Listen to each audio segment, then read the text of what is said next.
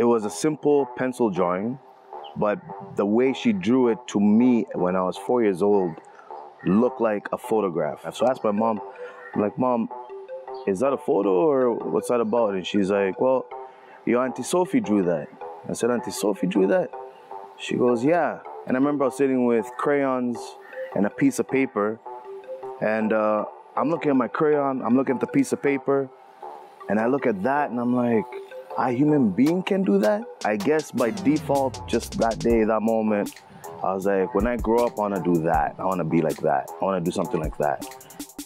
The style of my painting, I want it to be traditional, because there was something about when I was younger, I used to look at art history books regularly, just flip through pages and pages and pages of these thick books. What I tend to notice was the dates.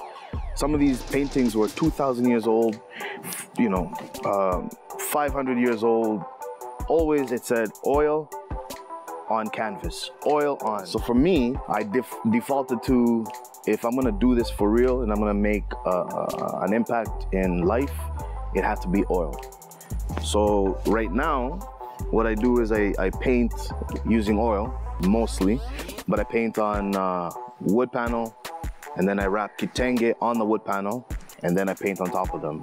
And it's an old school way of painting where you paint with really thin layers and you build up a varnish, and then I start the process of building up. By the time it's done, it looks like it's on plastic or glass. It's this idea that you can see right through someone's face. People tend to say that it's like 4D. You can see right through it and it's almost lifelike. BB, everybody, well, not everybody, but she is the matriarch of this family. She played a really huge role in keeping this family together. Her husband died many years ago. She had 8 kids.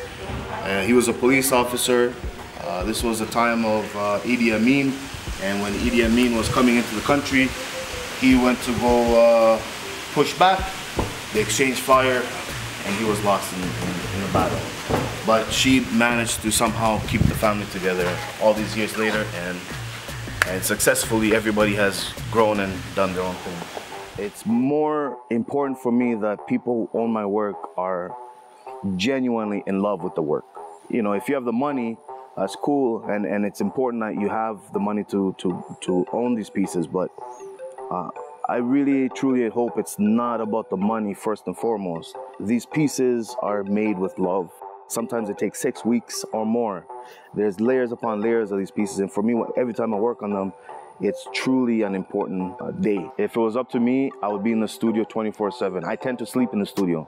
So sometimes I'll show up mid-noon, I work through the night, I'll work all day through the night, and it never feels like I'm working. I think it's important as an artist to be honest about your craft and honest about what it is you're trying to say. It's a conversation with God. It's a conversation with spirituality. It's a conversation with philosophy. It's to say something that is real to them, that is real to their culture, that is real to their environment and the story that they exist with.